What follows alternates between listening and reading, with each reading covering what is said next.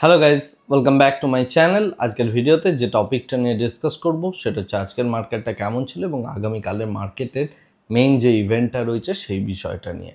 তো আজকে যে মার্কেটটা আমরা দেখলাম সেটা মোটামুটিভাবে একটা range bound kind of market. প্রথম দিকে সকাল থেকে একটু ট্রেন্ডিং হলেও 26,000 একটা বেশ বড় রাউন্ড নাম্বার সাপোর্ট, সেই জায়গাতে বেশ ভালো রকম রেজিস্ট্যান্স ছিল এবং বেশ ভালো রকমের কল রাইটিং আমরা ওখানে দেখেছি। তাছাড়াও 26,100, 26,050 এই জায়গাগুলোতে বড় প্লেয়ারদের বেশ বড় রকমের কল রাইটিং ছিল। তো মার্কেট সেই জায়গায় গিয়ে ওই রাউন্ড নাম্বারটাকে টাচ করে তারপরে আপনি দেখবেন আজকে ডেটে মোটামুটিভাবে বেশ ফেরত এসছে।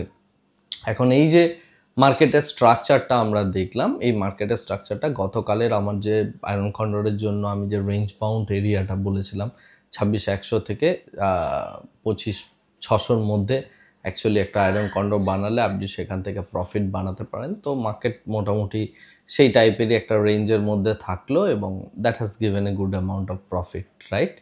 যাই হোক, তো এটা হচ্ছে মার্কেটের পরিস্থিতি আজকের ডেটে। এবং আজকের ডেটে যদি আমরা দেখি কিছু সেক্টর রয়েছে, মেটাল থেকে শুরু করে কয়েকটা সেক্টর রয়েছে যেগুলো পজিটিভ গিয়েছে এবং ফার্মা বেশ ভালো জায়গায় রয়েছে। এখন ফার্মার মধ্যে একটা পজিটিভনেস দেখতে পেলাম। তাছাড়া বাকি যে সমস্ত সেক্টরগুলো রয়েছে মোরাললেস মিক্সড কাইন্ড অফ মার্কেট, 50% মানে পজিটিভে, 50% নেগেটিভে এটা বলতে পারেন, কারণ একটা রেঞ্জ বাউন্ড মার্কেটে জেনারেলি এইরকমই একটা কম্বিনেশন হয়। তো সেই টাইপেরই মার্কেটের মধ্যে আমরা ইভেন্ট দেখলাম। যে সমস্ত শেয়ারগুলো অ্যাকচুয়ালি কোয়ার্টারলি রেজাল্ট বের করছে এবং ভালো কোয়ার্টারলি রেজাল্ট হচ্ছে সেগুলোই গ্রেটার দেন 5%-এর কাছাকাছি মুভমেন্ট করছে, আর যেগুলো খারাপ রেজাল্ট করছে বা ম্যানেজমেন্ট কমেন্ট্রি বাজে থাকছে সেগুলো প্রত্যেকটা কিন্তু ধরাশয়ী হচ্ছে রীতিমতো এবং গ্রেটার দেন 5% করে তারা ফলো করছে। এনিওয়ে, তো মার্কেটের মধ্যে এই টাইপের একটা রেজাল্ট বাউন্ড সিচুয়েশনে আমরা এই টাইপের সিনারিওজই দেখে থাকি জেনারেলি। বাট যেটা ইম্পর্টেন্ট সেটা হচ্ছে আগামীকালে একটা ভালো রকম ইভেন্ট রয়েছে ইন্টারনাল, মানে ইন্ডিয়ার ইন্টারনাল পার্সপেক্টিভ থেকে দেখতে গেলে। সেটা হচ্ছে আগামীকাল বিহারের যে ইলেকশন আছে সেই ইলেকশনে একটা রেজাল্ট বেরোবে।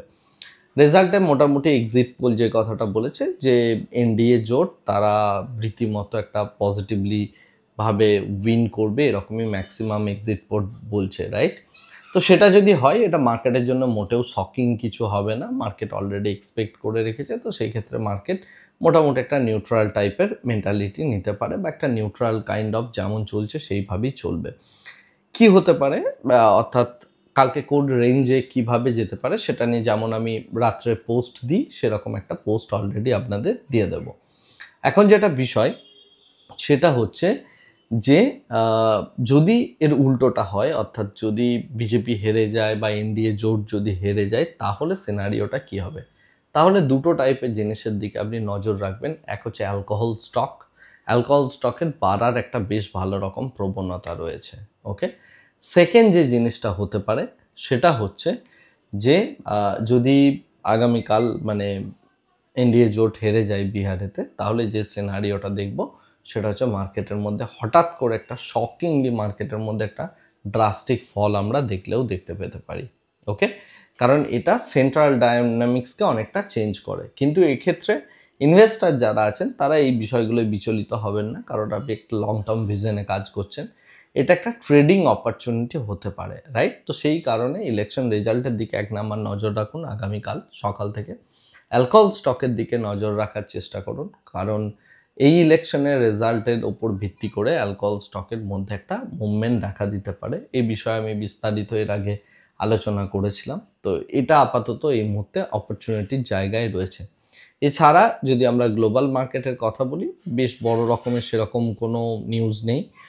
যদিও প্রত্যেক দিন সকালে মার্কেটে বসার আগে সবার আগে গ্লোবাল মার্কেটের যে সমস্ত ইন্ডেক্সগুলো রয়েছে, বিশেষ করে ইউএসের মার্কেট আগের দিনের, তার সাথে জাপানের মার্কেট এবং চায়নার মার্কেট, এগুলোকে দেখে একটু ট্রেড করার চেষ্টা করবেন। আজকের ভিডিওটাকে অহেতুক আর দীর্ঘায়িত করছি না, ভিডিওটাকে এই জায়গাতেই স্টপ করছি। Thank you very much, bye bye, tata.